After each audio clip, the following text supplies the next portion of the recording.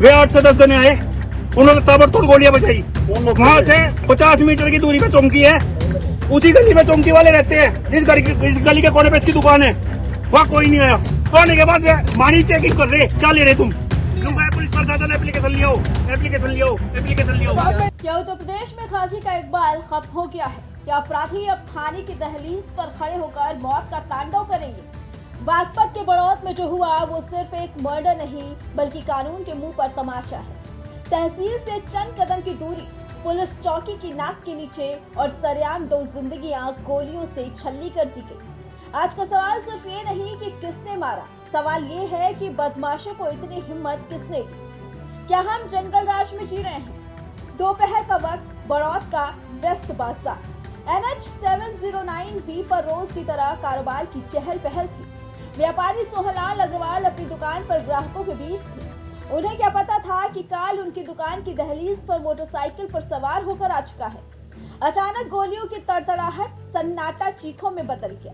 Bike सवार कुख्यात history sheeter Varun Lohari और उसके साथी ने जैसे ही हथियार निकाले, बाजार में भगदड़ मच गई। कोई जान बचाने को भागा तो कोई शटर गिराकर दुबक गया। सोहनलाल को संभलने का मौका तक नहीं मिला। खून का फव्वारा फूटा और वो जमीन पर गिर पड़े। लेकिन कहानी का सबसे खौफनाक हिस्सा अभी बाकी था। पिता को खून से लथपथ देख बेटा विकास अग्रवाल मौत के मुंह में कूद पड़ा। उसे उम्मीद थी कि वो अपने पिता को बचा लेगा, लेकिन कातिलों के हाथ में सिर्फ बंदूक नहीं दरिंदगी थी। विकास जैसे ही करीब आया उस पर भी गोलियों की बौछार कर दी गई। बाप बेटे दोनों की सांसें वही थम गई। वहां से गुजर रहा एक राहगीर रोहित भी इन गोलियों की जद में आ गया। सोचिए, उस बाप बेटे का क्या कसूर था? एक व्यापारी जो अपना कारोबार कर रहा था, उसे सरेआम भून दिया गया। पुलिस की नाक के नीचे ये एनकाउंटर स्टाइल मर्डर बताता है कि अपराधियों के दिल में पुलिस का खौफ नहीं बल्कि पुलिस की मौजूदगी का मजाक बन चुका है। वारदात के बाद पूरे बड़ौत में उबाल आ गया। गुस्साए व्यापारियों ने बाजार बंद कर हाईवे जाम कर दिया। लाशें उठाने से मना कर दिया गया। 10 जने आए, उन्होंने ताबड़तोड़ गोलियां बजाई। वहां से 50 मीटर की दूरी पे चौंकी है, उसी गली में चौंकी वाले रहते हैं। इस गली के कोने पे इसकी दुकान है, वहाँ कोई नहीं आया। आने के बाद मारी चेकिंग कर रहे, क्या ले रहे तुम? घटना गोली मार के, अब से 9 साल पहले भी गोली मार के था इसके वो वरुण है लुहारी वाला, उसके 8-10 जने हो रहेंगे। वे की घटना है, दुकान के ऑन द स्पॉट व्यापारी को गोली मार रहे, काउंटर पे बैठा था। 2 दोनों का 2 नंबर के। इसकी बहन गूंगी बहरी, इसकी बहन एक वो गूंगी बहरी है, इसकी घरवाली प्रेग्नेंट। ये भी 6 महीने पहले ब्याह हुआ था। क्या जवाब दोगे मुझे? विकास अग्रवाल, इसके पापा का नाम सोहनलाल अग्रवाल। कोई कुछ नहीं, कुछ नहीं है, कुछ नहीं है। पुलिस प्रशासन एप्लीकेशन लियो, एप्लीकेशन लियो, एप्लीकेशन लियो। बाद में इनका तबादला हो जाए फिर एनकाउंटर चाहिए हमें। दिनांक 9 जून 2026 थाना बड़ौत प्रकरण, जिसमें अभियुक्त वरुण पक्ष के द्वारा 2 लोगों के ऊपर फायर खोल दिया गया था और उनकी दुखद मृत्यु हो गई थी। उक्त घटनाक्रम में अभियुक्त वरुण की भी मृत्यु हो गई है। परिजनों से प्राप्त तहरीर के आधार पर थाना बड़ौत पर सुसंगत धाराओं में अभियोग पंजीकृत कर लिया गया है और नामजद अभियुक्त बाबूराम को थाना बड़ौत पुलिस के द्वारा गिरफ्तार कर लिया गया है। उक्त घटना में कुल 10 टीमों का गठन किया गया है और शेष अभियुक्तों के खिलाफ शीघ्र ही कानूनी कार्रवाई की जाएगी। प्रकरण में संज्ञान में आया कि वर्ष 2015 में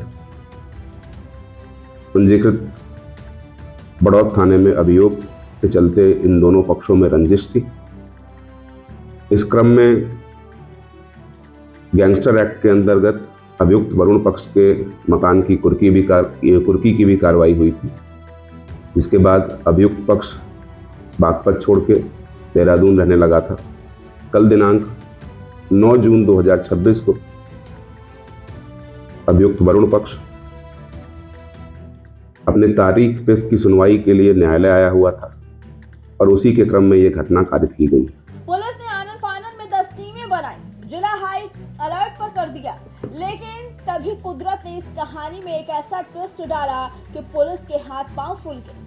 मुख्य आरोपी और खूंखार हिस्ट्री शीटर वरुण लोहारी, जो इस खूनी खेल का मास्टरमाइंड था, वो भी अस्पताल में जिंदगी और मौत की जंग हार गया। वो मर चुका है और उसके साथ ही दफन हो गए वो तमाम राज जो इस पुरानी रंजिश और कत्ल की पटकथा के पीछे छिपे थे। प्रशासन अब कह रहा है कि मामला पुरानी रंजिश का है। पुलिस अपनी पीठ थपथपा रही है कि हमने 10 टीमें बनाई, लेकिन जनाब जब घर का चिराग बुझ गया, जब सरेआम बाजार में गोलियां चल गई, तब ये 10 टीमें क्या करेंगी? 2015 से चली आ रही रंजिश अगर पुलिस को पता थी तो ये खूनी खेल रोकने के लिए पहले से इंतजाम क्यों नहीं किए थे? क्या कानून सिर्फ तब जागता है जब लाशें सड़क पर आती हैं? बड़ौद अब पुलिस छावनी है, गलियां सुनसान हैं और लोग डरे हुए हैं।